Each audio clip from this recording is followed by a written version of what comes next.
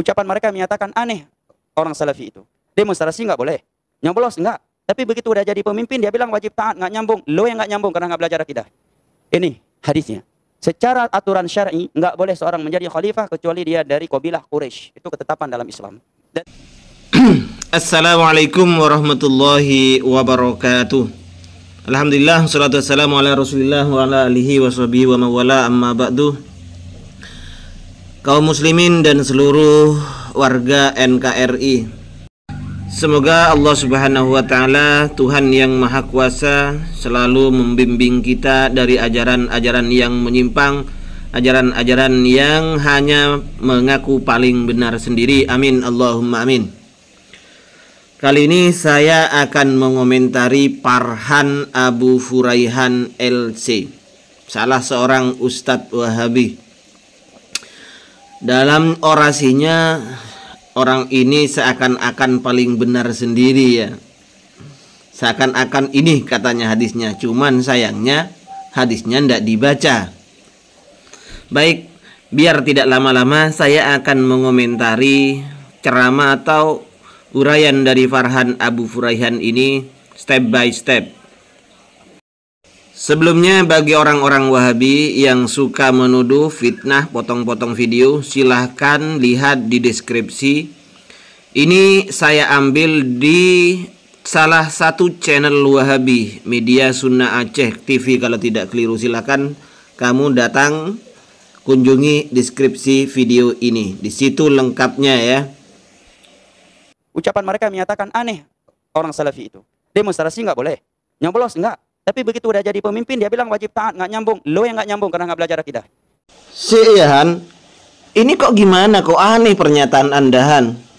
Orang yang mengatakan orang Wahabi itu tidak nyambung, demokrasi ndak boleh, mencoblos itu pemilu ndak boleh, tetapi setelah jadi wajib ditaati. Kemudian Anda bilang lo yang ndak nyambung karena ndak belajar akidah. Pertanyaannya, apa di bab apa ya kira-kira masalah nasbul imamah, mengangkat pemimpin ini masuk dalam pelajaran akidahan, masuk dalam pembahasan akidah? Oh, mungkin di akidahnya orang Wahabi ya, di tauhidnya, di akidahnya orang Wahabi itu ada pelajaran khalifah, ada pelajaran imamah, nasbul imamah barangkali. Perlu diingat, Han, bahwa nasbul imamah ini hukumnya adalah wajib. Apakah itu wajib secara akidah atau wajib secara fikih, Han?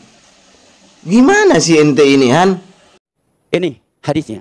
Secara aturan syar'i nggak boleh seorang menjadi khalifah kecuali dia dari kabilah Quraisy. Itu ketetapan dalam Islam. Sayangnya di channel Wahabi Media Dakwah Sunnah Aceh itu tidak menyebutkan hadis yang Anda maksud, Pak Farhan Abu Furaihan. Cuman kalau maksud Anda hadis yang dijadikan dasar oleh Anda bahwa kepemimpinan itu harus berasal dari orang Quraisy, sebagaimana sabda Nabi al-a'immah min Quraisyin, bahwa para pemimpin ini adalah dari orang Quraisy, maka ini Anda keliruan. Kenapa saya katakan keliru? Karena Islam sendiri, Rasulullah sendiri tidak pernah mengajarkan bagaimana caranya memilih pemimpin, menjadikan pemimpin. Jadi tidak ada nas yang sharih bagaimana caranya untuk memilih pemimpin. Kalau kaifiyah nasbil imamah ini memang diperintah, diajarkan oleh Rasulullah Sallallahu Alaihi Wasallam, maka tentunya para sahabat tidak akan berbeda ketika menetapkan para khalifah yang 4. Kita tahu ada sahabat Sayyidina Abu Bakar ini ketika diangkat menjadi khalifah berdasarkan syura min ahlil halli wal aqdi, ada yang berdasarkan istikhlaf. Nah, ini menandakan bahwa Rasul memang tidak mengajarkan secara detail bagaimana cara mengangkat imam, Pak Farhan Abu Furaihan ya. Tidak ada. Kalau kita mengaca kepada kaedah-kaedah orang-orang Wahabi, bahwa ketika urusan dunia maka yang dipakai kalian yang lebih tahu urusan duniamu. Itu sabda Nabi yang sering dipakai. Kalau urusan ibadah yang ditanya dalilnya. Nah, ini kok dirusak sendiri oleh orang-orang Wahabi.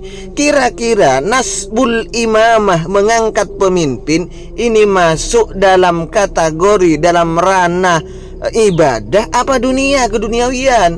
Kalau urusan dunia ya terserah bagaimana caranya mengangkat pemimpin, kan seharusnya begitu Pak Farhan. Palang. Dan tidak boleh dari seorang budak sahaya. Berarti ketika ada budak sahaya, non Arab lagi, sudah non Arab, ya, yang Arab aja, kalau bukan Quraisy tidak boleh jadi khalifah. Inilah akibatnya jika Anda hanya memahami hadis berdasarkan otak Anda sendiri, Pak Farhan Abu Furaihan. Yang dimaksud syartul kamal, ya, ini malah syartul kamal bukan syarat wajib. Syartul kamal, syarat kesempurnaan pemimpin itu harus dari suku Quraisy. Ini adalah al-imamah al-uzma, Pak, ya. Imamah ulma, kepemimpinan yang besar. Maksudnya adalah imamatul uzma ini seluruh muslimin, seluruh dunia, di seluruh dunia ini harus satu komando. Itu namanya khilafah, itu namanya imamatul uzma. Dan ini syartul kamalnya, syarat kesempurnaannya untuk menjadi imamatul uzma ini adalah dari Quraisy. Begitu. Nah sekarang di setiap negara ada rajanya, ada presidennya. Itu bukan imamatul uzma, Pak Farhan Abu Furaihan. Nah sekarang kalau konteksnya di Indonesia ini, apa kita harus impor, Pak Farhan? Harus impor orang Quraisy, orang Arab untuk menjadi presiden di Indonesia, begitu maksud Anda? Aduh palang Pak Farhan dah. Dan lagi ngapain kamu bahas-bahas budak hamba sahaya? Emang sekarang ada budak? Sekarang itu merdeka semua. Di Undang-Undang Dasar 1945, perbudakan di muka dunia ini, di muka bumi ini harus dihapuskan. Tidak ada sekarang, merdeka semua, Pak. Kalau ada perbudakan ya gampang, sekarang kita tinggal beli budak, sudah bisa kita gauli. Enak kan kalau seperti itu? Mana ada sekarang kalau budak. Kalau babu banyak, pembantu banyak, tapi itu bukan budak. Anda bisa Anda gauli pembantu Anda, Pak Farhan. Dan lagi, kalau Anda itu sering membaca, banyak membaca, saya rasa dari mulut Anda tidak keluar seperti ini, Pak Farhan Abu Furaihan, ya. Tidak mungkin keluar seperti ini. Karena al-a'immah min Quraisy, pemimpin dari Quraisy, maksud dari Rasulullah SAW itu oleh para ulama diarahkan kepada syaratul kamal, syarat kesempurnaan, itu pun untuk al-imamatul uzma. Nah sekarang buktinya begini. Sayyidina Umar radhiyallahu an pernah berwasiat bahwa ketika beliau meninggal dunia, maka kepemimpinan tampuk pemimpin orang Islam itu diganti oleh Abu Ubaidah. Kalau Abu Ubaidah pun meninggal dunia, maka diganti, berwasiat untuk digantikan oleh Mu'ad bin Jabal. Kalau tidak keliru Mu'ad, ya. Nah, Mu'ad ini dari mana? Kita tahu Mu'ad itu orang Ansor kok, Pak.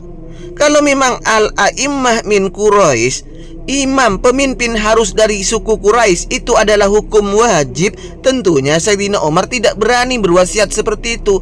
Masa Sayyidina Umar mau melanggar terhadap perintah Rasulullah yang mewajibkan seorang pemimpin harus dari suku Quraisy, walaupun ini tidak terjadi. Tidak syar'i, tidak syar'i, sudah jadi pemimpin, taati dia demi menjaga persatuan kaum muslimin. Ya, kalau ini saya setuju sih sama Farhan Abu Furaihan. Kalau sudah jadi ya taati gitu loh.